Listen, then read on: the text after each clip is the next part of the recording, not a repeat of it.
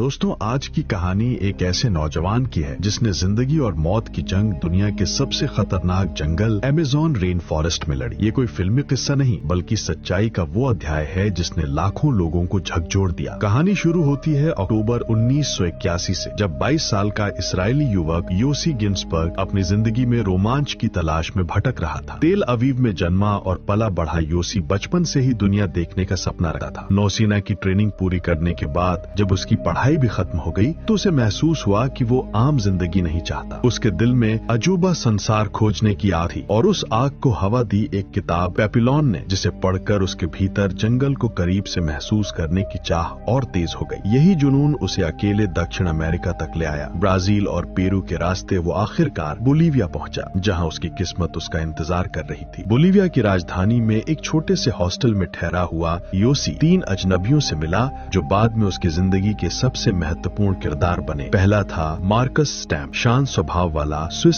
शिक्षक। दूसरा केविन गैल, एक अमेरिकी फोटोग्राफर जो जंगलों की अनोखी तस्वीरें अपने कैमरे में कैद करना चाहता था। और तीसरा कार्ल रूकर, एक ऑस्ट्रियन व्यक्ति जो खुद को गहरे अमेज़न जंगलों का अनुभवी गाइड बता रहा था। कार्ल ने दावा किया कि वो जंगल के भीतर एक ऐसी जनजाति तक गया है जहां आज तक कोई पर्यटक नहीं पहुंच पाया। ये सुनकर योसी के भीतर दबी आग भड़क उठी। उसे लगा कि यही वो अवसर है जिसका वो इंतजार कर रहा था। कुछ ही दिनों में योजना तैयार हो गई। नवंबर 1981 के पहले हफ्ते में चारों अपनी जिंदगी के सबसे खतरनाक सफर पर निकल पड़े। उनकी यात्रा अपोलो नाम के एक दूरस्थ गांव से शुरू हुई। हर तरफ घना जंगल, कीचड़, तेज बारिश और अनगिनत अनदेखी आवाजें। शुरुआत रोमांच भरी थी, लेकिन जल्द ही जंगल ने अपना असली रूप दिखाना शुरू कर दिया। रास्ते दलदल में बदल रहे थे, खाने की कमी होने लगी और मार्कस के पैरों में गंभीर छाले पड़ गए, जिससे उसका चलना भी मुश्किल हो गया। धीरे धीरे योसी और बाकी साथियों को भी शक होने लगा कि कार्ल वास्तव में जंगल को जानता भी है या नहीं। और दोस्तों, इसी शक से शुरू होता है असली खतरा। जैसे जैसे दिन बीतते गए,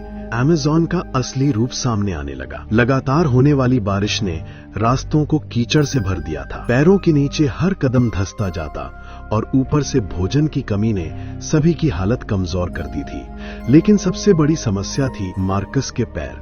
छालों ने उनकी हालत इतनी खराब कर दी कि उनका हर कदम दर्द से भरा होता। योसी और केविन उन्हें संभालने की कोशिश करते, लेकिन काल की बातें अब सबको असहज करने लगी थीं। काल बार बार रास्ता बदल देता, कभी कहता असली रास्ता इधर है, कभी उधर। उसकी बातों में विरोधाभास साफ दिखाई देने लगा। योसी के मन में पहली बार डर पैदा हुआ। क्या ये आदमी वाकई गाइड है या सिर्फ दिखावा कर रहा है? जंगल की निश्शब्दता में ये शक और ज्यादा गहरा हो गया। एक दिन जब बारिश कुछ देर के लिए थमी, चारों रुके और गंभीर चर्चा हुई। अब साफ था कि आगे का रास्ता आसान नहीं होगा। दलदल, जख्म, भूख और अनजान दिशाएं, इन सब के बीच सबको लगा कि अब एक साथ रहना शायद सबसे बड़ा खतरा बन सकता है। काफी बहस के बाद एक निर्णय लिया गया जिसने कहानी की धारा बदल दी। समूह 2 हिस्सों में बांटा जाएगा। मार्कस चलने लायक नहीं था और काल दावा कर रहा था कि वो पैदल रास्ते से वापस अपोलो गांव पहुंच सकता है। इसलिए निर्णय हुआ कि काल और मार्कस पैदल लौटेंगे और योसी और केविन नदी के सहारे आगे बढ़ने की कोशिश करेंगे। लेकिन नदी तक पहुंचने के लिए उन्हें एक नाव की जरूरत थी। चारों ने मिलकर जंगल में पड़ी लकड़ियों, बांस और बेलों से एक अस्थायी बेड़ा तैयार किया। कई घंटों की मेहनत के बाद एक कमजोर लेकिन तैरने लायक नाव बन गई। लगभग 5 मीटर लंबी, बेलों से बंधी और किसी भी क्षण टूट जाने वाली। फिर भी ये उनकी आखिरी उम्मीद थी। नाव को नदी में उतारते ही रोमांच और डर दोनों एक साथ महसूस हुए। धारा शांत थी, लेकिन दूर से आती गर्जन जैसी आवाजें बता रही थीं कि आगे का सफर खतरनाक होने वाला है। अभी वे कुछ ही किलोमीटर आगे बढ़े थे कि अचानक नदी में एक तेज मोड़ आया। धारा तेज हुई, नाव हिलने लगी और सबके चेहरों से रंग उड़ गया। एक पल को लगा नाव चट्टान से टकरा जाएगी।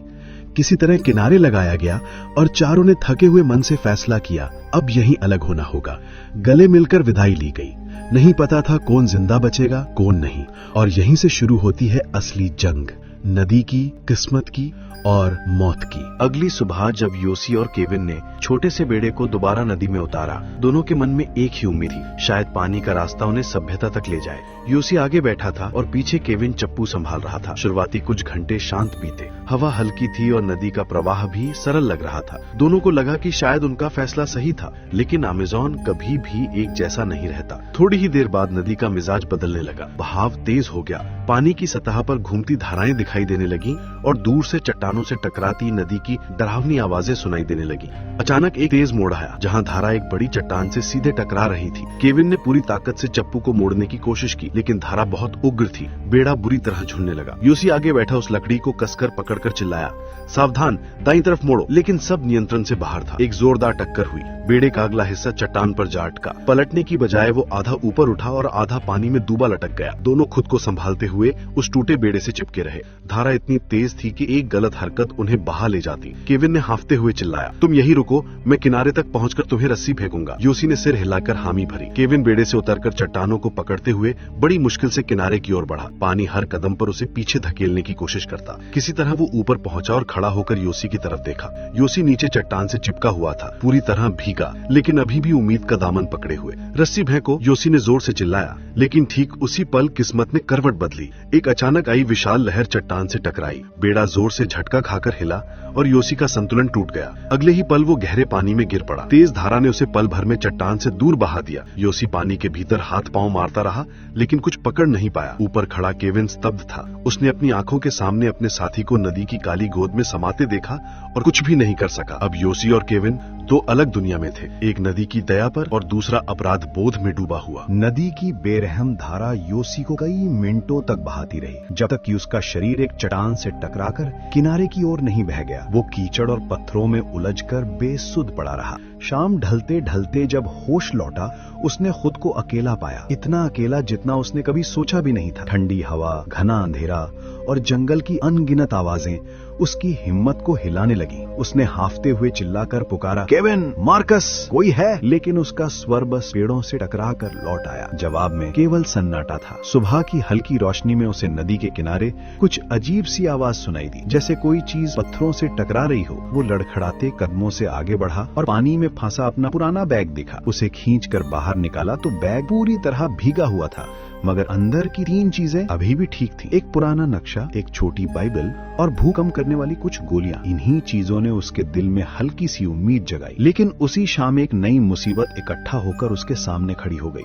उसे माथे पर कड़ी चुभन महसूस हुई। जब उसने छूकर देखा तो त्वचा के भीतर कुछ हिल रहा था, एक जिंदा कीड़ा। उसका दिल डर से जम गया, लेकिन वो जानता था कि हिचकिचाने का मतलब मौत है। उसने कांपते हाथों से चाकू निकाला और अपनी ही त्वचा को हल्का हल्का काटकर उस कीड़े को बाहर निकाला। दर्द इतना तीव्र था कि उसकी चीख जंगल में गूंज उठी, लेकिन उसने खुद को संभाला और फिर बैठकर लंबी सांस ली। कम से कम इस बार वो जिंदा बच गया था। अगली सुबह भूख उसे तोड़ने लगी। चलते चलते उसे छोटे पक्षियों के घोंसले में 2 अंडे मिले। वो जानता था कि ये जीवन मरण का फैसला है। उसने एक अंडा खाया और दूसरे को वहीं छोड़ दिया। खाते वक्त उसने मन ही मन माफी भी मांगी। जंगल में भी इंसानियत बचाना जरूरी था। कुछ दूर आगे उसे पुराने इंसानी ठिकानों के अवशेष मिले, टूटी लकड़ियां, खाली डिब्बे और सूखी जगह। शायद कभी यहाँ कोई रुका होगा। वहीं बैठकर उसने अपने पैरों पर नजर डाली। त्वचा फट चुकी थी, जख्मों से मवाद निकल रहा था। उस दर्द ने उसे मार्कस की हालत याद दिला दी। वो अचानक रोने लगा। काश मैंने समझा होता कि वो कितना पीड़ित था। कुछ देर बाद उसने पैरों के निशान देखे। उम्मीद जाग उठी, लेकिन जब वो आगे बढ़ा तो उसे वही अंडे का खोल मिला जो उसने पीछे फेंका था। उसे झटका लगा। वो गोल गोल घूम रहा था। जंगल उसे चक्कर में डाल चुका था। वो पूरी ताकत से चिल्लाया, क्यों?